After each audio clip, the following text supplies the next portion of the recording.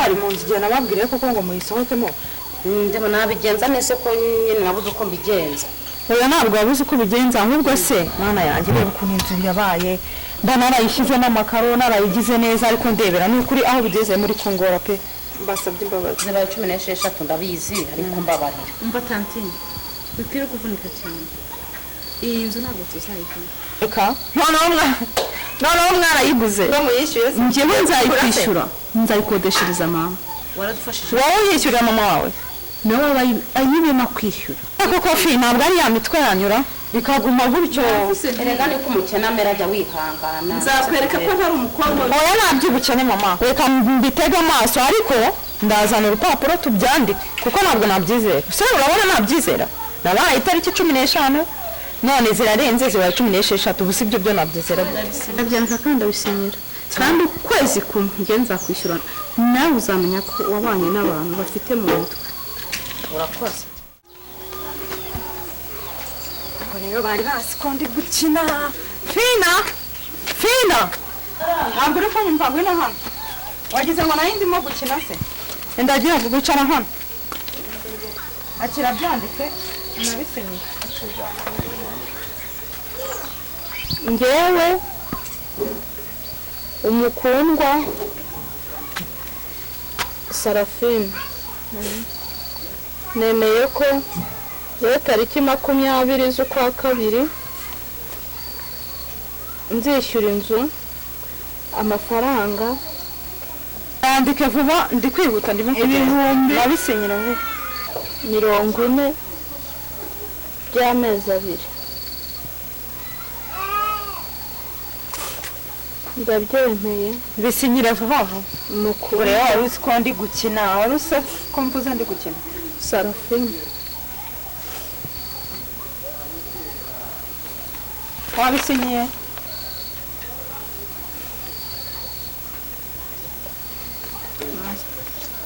sawa ntaribi sawa nta kibazo ubwo bisinyiye ibisigaye ubwo naho ubutaha giye rero nizere ko nzagaruka nta bindi nako wabyanditse wanabisinyiye sawa kandi murakoze kandi nzabikora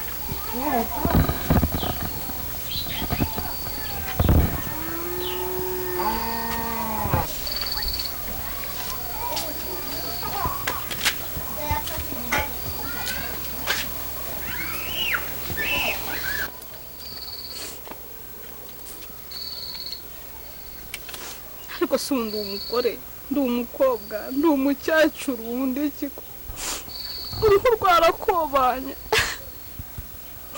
ariko mana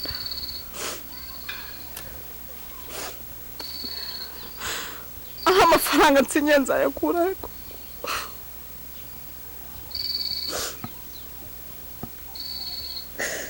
manda ibintu twiganye ariza barabagiza abibona y'akazi abandi babaye abaganga abandi babaye abademutari arabibaje baba babaye igishoro barako ngo kuki mama yatenze kumbwira data uwo ari we koko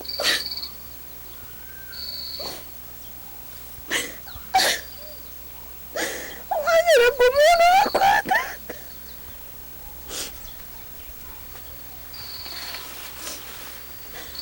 uko nsinye kuri ruriya rupapuro niko nsinyiye ku muntu wese azasanga kwa data byihorera inziko nzahorera ubukobwa bwanjye nihorera ukuntu ntabonye amavuta yo kwisiga nihorera ukuntu amashuri yanjye nayacikije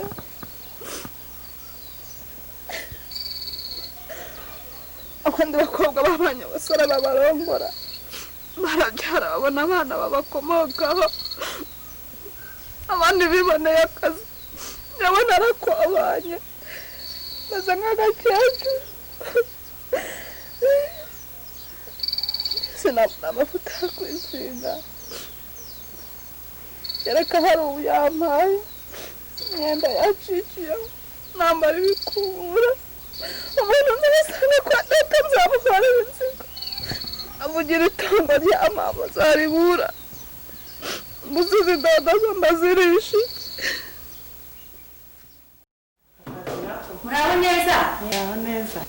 ndabona rero ukeye bagufunguriye akabari kameze neza nta kibazo kuva ryari se ufunguye kano kabari shira amaze iminsi yabonye ibintu byo gucuruza ibintu bya feke nta tutazakira ahita mfunguriza nyine akabari. Yes, we Mana yakoze ibitangaza. Ahubwo nyine reka tumwemo na pasiporo. Kare kama sikoro yo n'iki gitondo za 12 se birashoboka. Reka tuzagafata ubutaha. Ariko nyine ngiye ibintu hano bimeze nabi. Urabona nyine akazi ni kenshi cye rwose biba byancanze.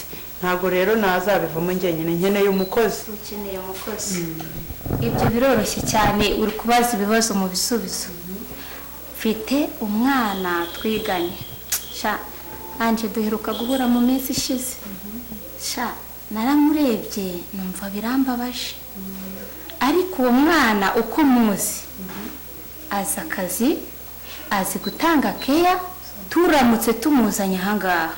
Sha yakwinjiriza abakiriya amafaranga akaboneka n'ukuri rwose byagenda neza kandi arubaca bugufi cyane. Nari umuntu uri macuwa enough buryo azajya yibwiriza iminsi ngahe rero sa mwari iminsi iyo ibi ube wamubonye kuvuga no gutaruka zamuhemba ngahe kwakazi ko mu kabari kagoye. Ikibazo sa amafaranga ngiye cyo nkeneye n'umukozi ibindi byose tuzabyivuganira ayo yanca yose. Amateta Karame karibu star sheri aha ni mu rugo urisanga ndabona nubwo umaze iminsi utagira hano ariko urabona ko ndi mu kazi kenshi. Yego ndabibona arakuze ibikapu byanyu namaze kubibika aha ni mu rugo mwumve ko ari mu rugo murisanga nyine amateka avuga ibintu byinshi ariko amateka yacu nge namwe na Teta niyo tugomba kubakira ubuzima bwacu bwahari imbere. Aha rero mwumve ko nta kibazo Teta ni mu rugo. Papa ndakumva Teta tuzongera kugenda tuzagumana hano ni mu rugo ya muzaguma hano tugumane. Papa ntabwo mbyumva ko bishoboka igize utabyumva ni mu rugo nubwo ngiye ntabaye neza cyane narababaye kubera inkuru nagiye menya ntazi zintungura ntago nari kubura kubabara. Madame niyo mpamvu nafashe icyemezo namaze igihe mbitekereza amateka yacu sanga tugomba kwibakira ubuzima bwacu tukabana nk'umugore n'umugabo n'umwana wacu. Yego urakoze cyane. umwana akaguma kwa mukecuru ngiye papa naragukumbuye narakushatse narakuvuze n'ubuzima ni iwanyu nanjye ndishimye kuba mbonye uko.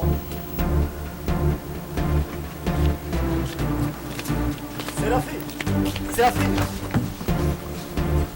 ariko Sefi kuri murambona ukirukanka ni ikihe kibazo? Cyane uko nanjye gusaba amazi ntabwo nanzi ko hari ari iwanyu. None Sefi kubuje gusaba amazi ko usanze hano niho iwacu nibwo ahita umbona ukahita yirukana unze umutima mubi. Jafi nukuri mbabarira buriya biterwa no kutigirira icyizere. Ako Sefi uziyakira ryari ubundi se kuki utakiga kutakiza ku ishuri byakugendekeye gute? Njye ku ishuri byo ntago nkibitekereza njye narasohotse. Fi koko cyakoze kuba nkubonye shimye Imana nari narifuje gukubona ahubwo se wowe wararangije? Ndimo ndasoza dore jone dufite ikizame cya nyuma. Bonne chance. Ubuse mutuye siko dusigaye duturanye tubana haruguru mu gipangu cy'umugabo witwa Karisa numva bahita kwa Karisa ariko nyine twahawe n'umudamu kwa Karisa si hano haruguru yaho iwanyu. None se reka wajya ukajya kuhanyereka?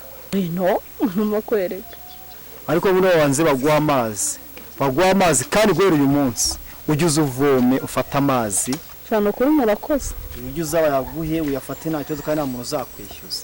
oya natwe arahari nuko twebwe yagiye yagiye ngaho muri rero baguha amazi no tugenda ujye kunyereka mu rugo.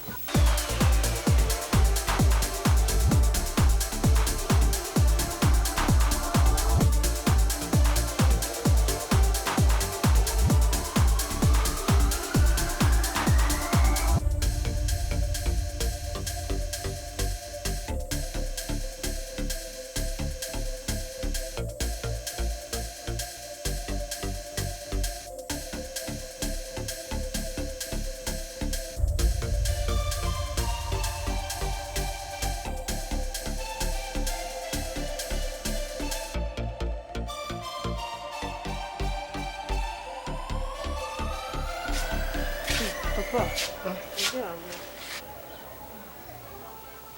ya umeze ute meze neza nagushatse nakubuze mu gipangu ari ndi kuvugana n'inshuti yanjye niyo twetemo ducatinga basi nabonye uri kumwe na mama wawe ndavuga reka nze mbe nicaye hano ndeke kubarogoya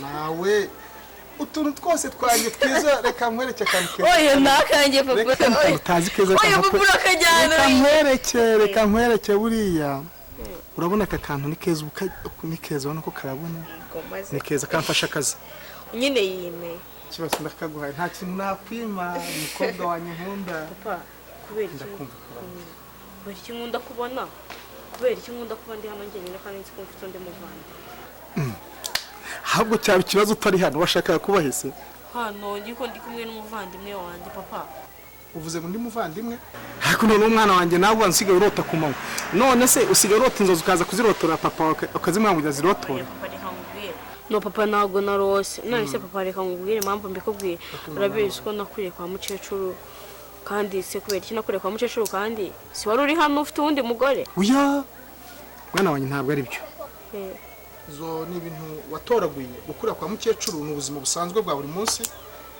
uzi ko ubuzima aho bugiyereho abantu bajya uzi ko umuntu nabatoje nabuje kugenda mutoragura inkuru zo mu muhanda ko nyinshi zirasenya nta kuri ziba zifite ikigero ugezemo si ibyo kugenda utoragura mu ibarabara nta mwana mfite umwana wanjye mfite ni wowe mukobwa wanjye nzakosha inka nta wundi mwana ndagukunda papa ndagukunda mukobwa wanjye nzakujyana no muri salo papa gusa nyine niko nabyumvaga numvaga ko ufite undi mwana oya nta wundi mwana uko nakuze nuko nibonaga nuko numvaga ko ufite undi mwana nta wundi mwana mu mutwe yanyu ntimuzajye mushyiramo ibintu bitari byiza kuko bibica mu mutwe ibyo mwatoraguye muzajye mushyiramo amasomo ejo azabagirira akamaro niyo azababeshaho ibintu abantu bavuga ibintu byinshi bitari byo sibyo ufite amanota meza cyane naho papa komeza uganire n'uwo muntu nanjye reka ndebe mama hari ahantu yaragiye kubona umwana nuko nari ndi kugushaka we nari nakuze ino bike ndayijyamba